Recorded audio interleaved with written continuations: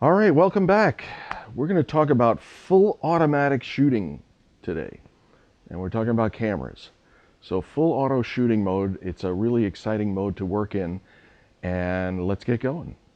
Whether you're using a smartphone or a really expensive DSLR or any other kind of camera, there are usually at least a few adjustments that you can make, and sometimes a lot more, so that you can set the camera to perform the way you want it to. Perhaps you want to change the ISO, or you want to change the metering system, or something else.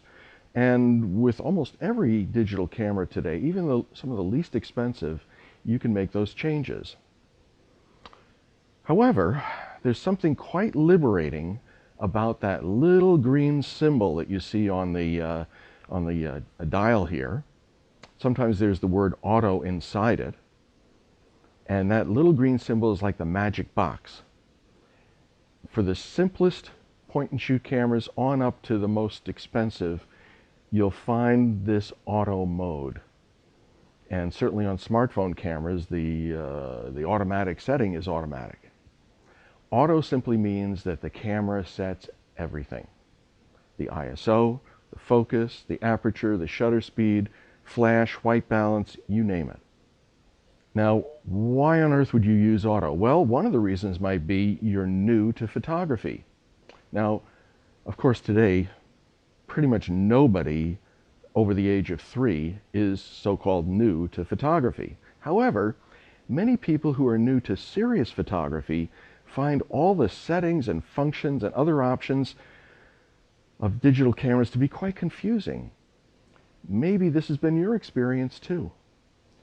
A lot of people find they just get an expensive camera, set the magic green symbol, and since their photographs look pretty well properly exposed and focus is okay, maybe some of the other aspects are just not exactly what they want, but they're good enough, they just keep shooting that way. And the results are acceptable, and that can be okay. Actually, it's quite liberating to shoot in this manner, because you can begin to train your mind's eye. You can become more aware of the subjects that you're interested in, even the ones that excite you, and you'll also discover your own unique ways of creating compositions. Maybe you are what we call old to photography. Maybe you've made photography a part of your creative life for a long time. For the same reasons that a new photographer will benefit from using auto, an old photographer will too. Even more for us so-called old folks, using the auto setting can help us to break out of patterns that we have fallen into, whether it's as simple as using the same exposure setting, or the same lens setting, or the same ISO. Using auto releases us from the requirement to be what we call serious photographers. But you know, sometimes out of a more relaxed approach, we can be more inquisitive and, yeah, playful actually, and approach shooting photography in a way that is brand new for us, just by using this auto setting. Another reason to use full auto is to get back to the good old days of photography, what we'd call real old school photography.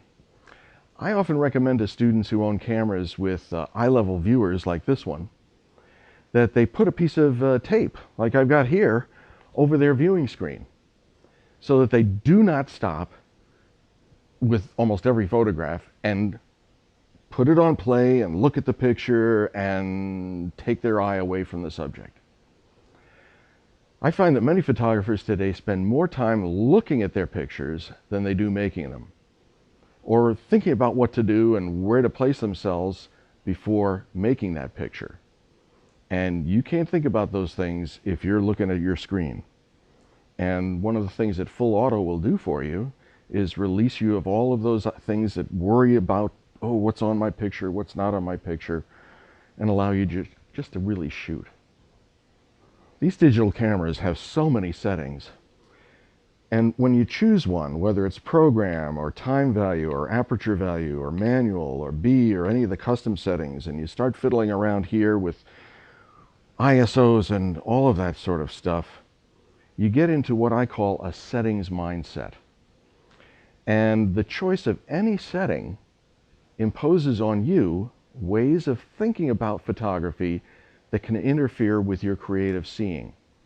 When you set time value or shutter priority, for example, you're saying to yourself, self, the effective time is most important in my pictures. Or when you set a very high ISO or a very low ISO, you're saying to yourself, self, we're going to go after pictures that depend on the sensitivity of the sensor to light for their success. Well, full auto shooting releases you from any restrictions.